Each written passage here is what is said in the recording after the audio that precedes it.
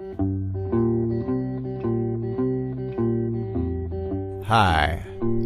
this is Louie X, and thanks for listening to my podcast. All kinds of interesting clips here, and I hope you enjoy them.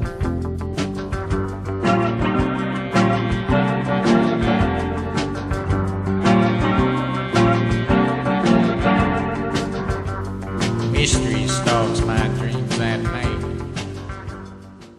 So I have on the phone Manfred Allen and Ruben Seguenza from the original Mink, deVille, and Manfred's calling in from Boulder, Colorado, and Ruben's calling in from San Francisco, California. So how are you doing, guys?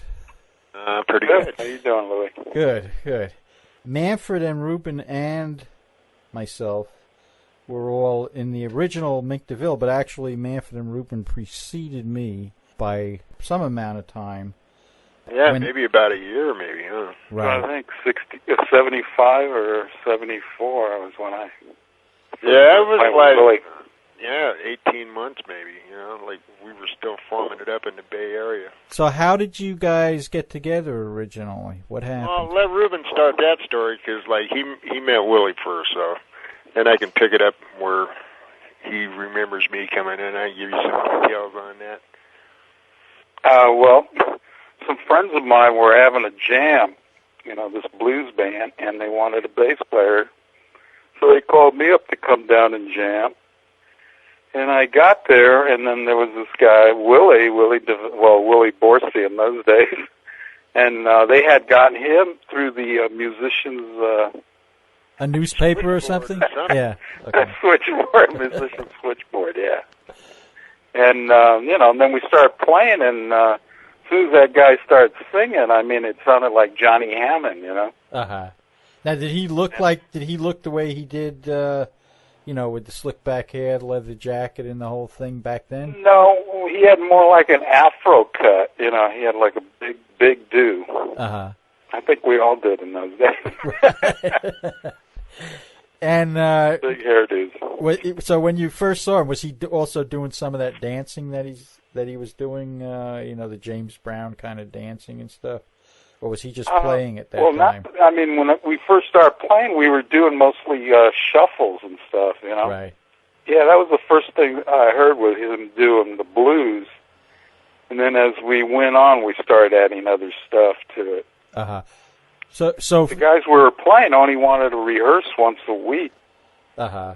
So I talked them into getting together with some other friends of mine, because I thought we could really do something with this, Right. So Willie was living in San Francisco at the time? Yeah, he had moved from, I guess, Connecticut at that time. Said he was looking for a band, so. Right. And he had been to England and didn't find a band there, came to San Francisco, looking for somewhere where he could, play music, really. Right. So he was really looking for a band. Was Toots with him at the time? Oh, yeah. Yeah. Yeah, okay. He was married and he had a kid, little Sean. Right. How did you get involved? Well, it was funny. We had a band, Willie Desad in the Marquis, and then he started playing with another band at the same time, which was the band Manfred was playing with. That was over in the East Bay. That's when I met Fast Floyd, Robbie. Mm-hmm. Yeah, that's how I met you guys. Was through Robbie, because he was hanging around with some girl over in Oakland, and this girl that lived over in Oakland that he was hanging around with was roommates with this girl that I was visiting in occasionally. And that's how we met. And I was over there in the East Bay, living up in Clark's basement, playing with John Lee Hooker, and I was hanging around with the Coast to Coast Blues Band, and there's a lot of blues things going on, and Robbie was deep into the blues, and he played with me a few times over in Oakland. He says, "Wow, man, you gotta come over and meet Willie and Ruben, man."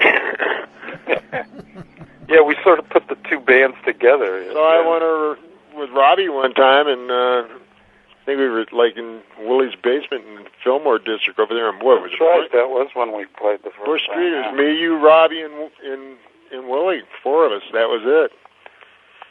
Boy, that's a long time ago, man. Did you guys? Were you guys playing clubs though at that point? No, not at that point. We were just trying to feel each other out, and it sounded good actually from the first time we actually played together. I mean, it sounded really good. Uh-huh.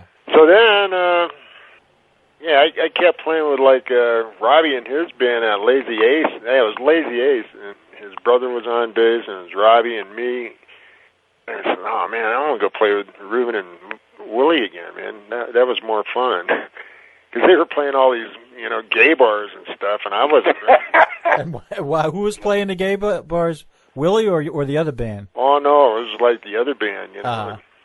But I'm pretty sure that's where the song Cadillac Moon came from. Right. But anyway, Louis, like I think Mink deVille, didn't you play the Barracks with us, Ruben? Didn't you play some of them gay bars with us once, like we were trying to find some gigs? And they paid us a lot of money. I don't think I did. I don't. That might have been just me and like. Yeah, the other band. It could have been Lazy Ace with Willie singing, man. Yeah. But you were singing. So the gay bottles thrown at us and everything, man. It was great. Mm-hmm. Did they? So they liked the blues in these gay bars? They probably didn't know it was the blues. Right. No, I don't know what they wanted, man, but it wasn't me, so I said, no, man, I can't keep doing this shit, man. Yeah. I can't keep doing this, man.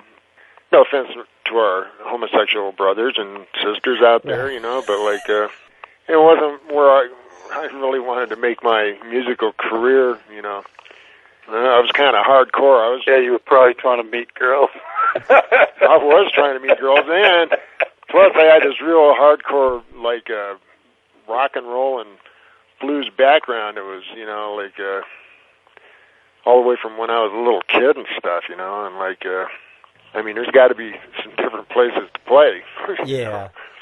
So what happened? You end up getting different kind of work in San Francisco, or is that when you decided to come to New York? Well, we didn't get that much work, but we just started playing other places. What was that Garden of Earthly Delights, man? That wasn't a gay bar, was it? I don't know if it was. No.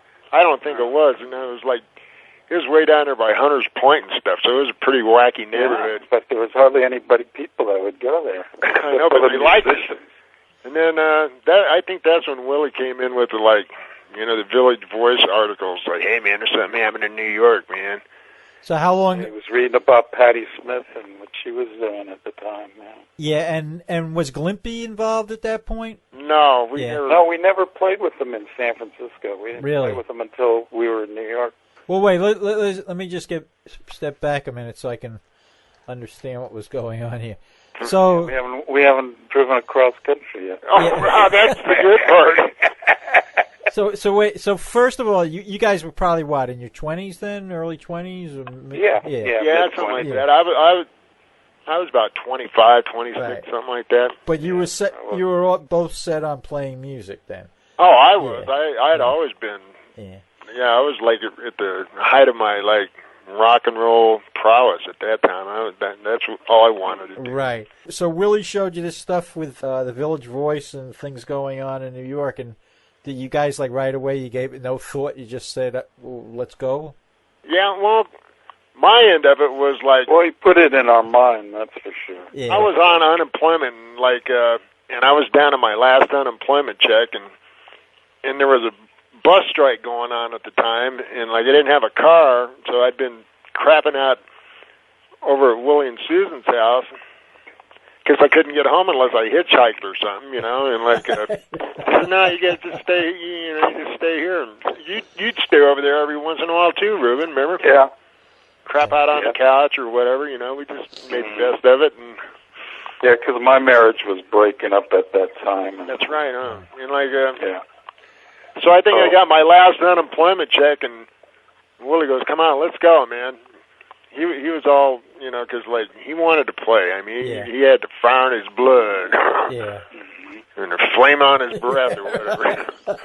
And so I'm going, "Hey, what the hell, man? I ain't got a car, I ain't got a job, Right. So we rented a trailer and threw all our shit in there and took off, man. In this really crummy van in like wintertime. Was that white van? That was a white van that had the pole going through the top in New York. Same one. We drove that sucker with a trailer all the way. Me, Reuben, Louie, and Susan, Sean, and 2 dogs, and all our shit in the back, man. And how long was that trip? You know, 4 or 5 days. Remember we were eating hamburger helper all the way? Oh, really? Well, I didn't know that I'd be eating hamburger helper for the next couple of years by living with Willie and Susan. You know, that's all they ate. Hamburger really? Helper. I lost 20 pounds right away. Yeah, but that was a hell of a trip, man. Breaking down on Little Rock, man. Remember that? Yeah. Remember when we stopped at that gas station? This guy's yelling a musical group. He says, "Yeah, as a matter of fact, we were saying, watch out for the hijackers. They'll take all your stuff. They'll pull that trailer right off the back of your car." You remember that, Reuben? I remember it. Yeah, now that you mention it, I do, yeah. Watch out for the hijackers. So had either of you ever been to New York before? No. Yeah. So when you got to the East Coast, you went to Willie's parents' house? Is that where you ended up going? Well, we drove into New York, and it was, we said, New York, just like we pictured it. Skyscrapers and everything. So you looked up. It looked like a movie. I don't know. It was such a clear night as we drove in. And it was, huh? The Statue of Liberty and the, crystal clear. You could see every light in every window, man. It was amazing. And then we went right to the Village, and it looked like Sesame Street, But then we had to go to Connecticut for a while. We stayed there about 6 months. Now, was that at Willie's parents' house or at his sister's house, or where? No, it was like his mother-in-law. Yeah, we stayed there for a little while, but like Susan's parents had some money. And I think they subsidized us for a while because, like, we couldn't hang, Nan couldn't hang with, all these people in, like, her little, like, 1-bedroom apartment, Yeah, then they rented a house. They rented a house and stuff. That was probably the nicest house I had ever lived in. Well, wait, so what did Susan's parents do? He was like some, like, clothing executive or something. But they were divorced. Yeah, that's right. But, it's basically just a place for Reuben and I to hang out. Right. And, like, we didn't have any money, and Willie and Susan were always going to Nan's and coming back with, like, leftover steak and fettuccine and stuff. And we're going to the free lunch and, like... Well, wait, explain, because you're on the radio. Nan was... Susan's, grandma. Susan's mother. Yeah, Susan's mother. Okay. Mm-hmm. But they call her Nan because that's what Sean called her or something. Now, was she a character, or was she... Yeah, she was. Yeah, she was like a Betty Davis type. She was, yeah, man. I'm surprised she didn't sit around with too many cigarettes, too much drinking. With one of those Mink stalls on all afternoon, smoking like, Benson and Hedges Gold 100s, man. Really? Oh, yeah, man. It was classic. And my favorite, she'd say, "Come on, eat, boys, eat." And I eat. And then she'd be telling Susan, "Those guys eat too much."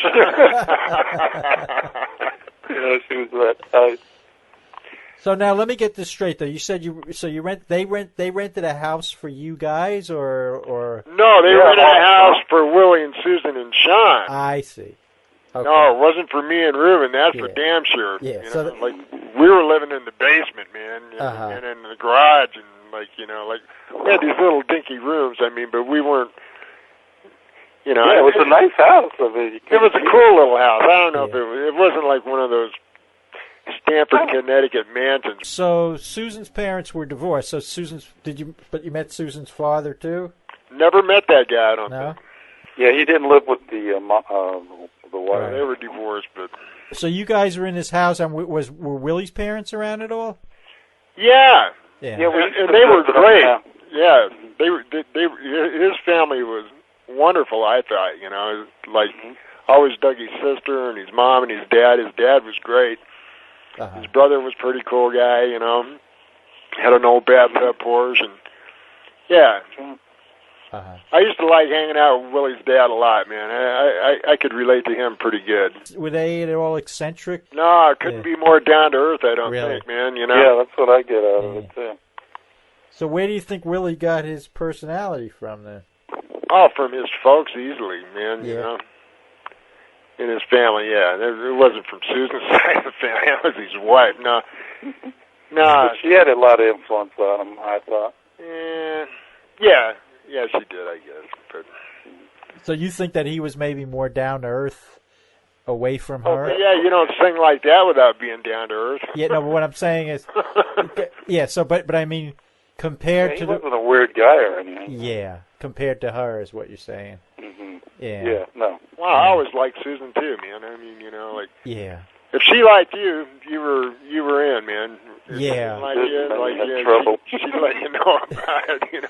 Yeah. Well, I never ever one day out of my life ever had a problem with Susan. Ever. Well, that's what was funny with me too, because I always felt when I was talking to her one-on-one, she seemed pretty normal and very sweet.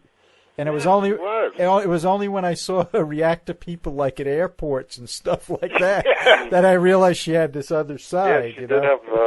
She was ready to jump. And I always wondered if that was like an act. Yeah, well, that's what I was thinking. Yeah. Trying to protect Willie, and I never saw that until we got out there. Ever. Yeah. So you guys are in Connecticut and you're trying to figure out what to do. So what did you? Well. What I used to try to... Well, the plan was to work some jobs, get some money together, and then get a place in New York, you know. And it took us 6 months to do it. So were you playing around Connecticut then, or what? Yeah, we played a lot in Connecticut and upper New York. Mm-hmm. And we had a good time. That's when the Blue Coat Man showed up. Well, wait, who was the Blue Coat Man? That's what we called him because he brought this song called the Blue Coat Man. Yeah, I remember because we used to play that too. But who was he?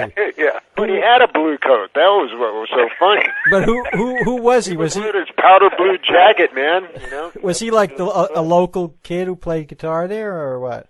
Yeah, he was from Greenwich. Because we found him through the Musicians Classified or something. Oh, right. Yeah, but okay. this wasn't even. But remember that other guy? No, this is funny. You don't even have to put this, Louis. But we were looking for a lead guitar player, and we got in touch with one guy who came on the train, and we were waiting for him. And he comes out of the train, and he's like a big fat Woody Allen, you know. and he was a guitar player, but it was really funny. And he had a pig nose. And the first time we played with him, he was good, but, you know, he just had that, you know, that pig nose sound, you know. Right. He looked like a fat Woody Allen, so we didn't keep him. Right. But I remember that one. But, you know, it was a thought. Yeah. Yeah, that's funny. And that's when, and I think the Blue Coat Man was the second guy who came. Uh-huh. So anyway, after a lot of these Connecticut gigs, you know, and like, Ruben and I were staying there at this house for free, and it wasn't a mansion, by the way. It was a nice, cozy. It was a nice house. It was like Beaver Cleaver House. It was a Beaver Cleaver house, yeah. Yeah. You know, with a white picket fence in the front. Really? We didn't But have it was any money. nicer than anything I've lived in.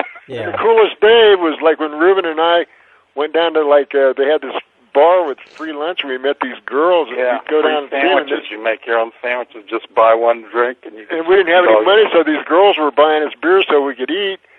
And we were walking out of the joint one day, and there was two $20 bills laying in the parking lot. Ruben snagged one, and I snagged the other one, and bought some Budweiser and a pack of Marlboros. Yeah, that was a big day. Remember that? I mean, that was the poorest I've ever been in my life. I was poor, and we used to sit around, you know, like when Willie and Susan were gone, who knows where they were.